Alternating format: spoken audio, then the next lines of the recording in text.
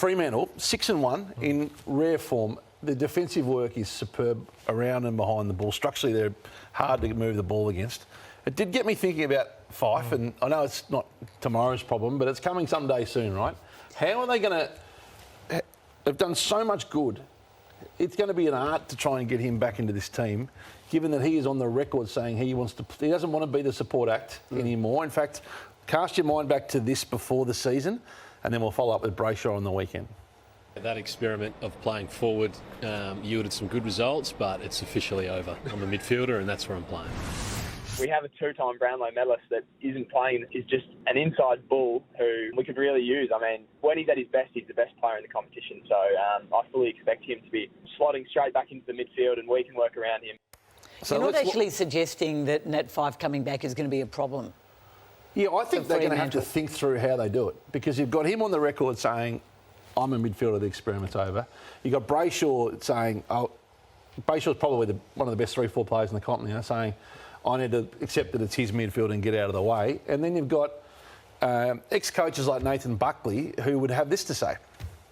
I would have Nathan Fyfe in the bottom end of the transitioning midfielders. When the game is out of stoppage and in flow... He doesn't run defensively. No, when we planned for him in the midfield, we needed to look after him at stoppage, but we tried to exploit his lack of transition. So you're going to put that player that Bucks has just described into the best defensive unit behind Melbourne this year. I mean, they are ferocious, and their midfield cohesion and their full 18 ground defence is as good as... It's a weird one, isn't it? Like, because he's so brilliant.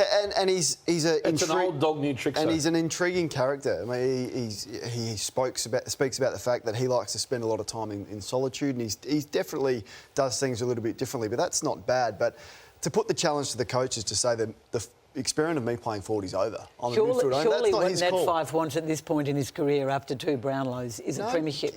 It's the only thing. Surely that is what he wants, and to be a premiership. So not about where he plays, it's surely where it's best for the team, and I think that's forward. What I'll say is Cripps under Boss is playing a lot more selfless team football than he did under David Teague. So I think if Longmuir has to be super strong. There'll be times Fyfe wants to take the game on.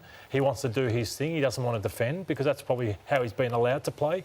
But I think Longmuir, he would have been sitting back and watching the way Brayshaw plays and all these players play, unless it's a Dustin Martin situation where they say, you don't have to do things that the rest of us have to do, because Dusty's got away with it for a long time. He's coach of the year at the moment at 6-1, but it's going to be one of the great tests, is how to bring the brilliance of him and not lose what you build in his absence, I think. I have to coach him really hard. Yep.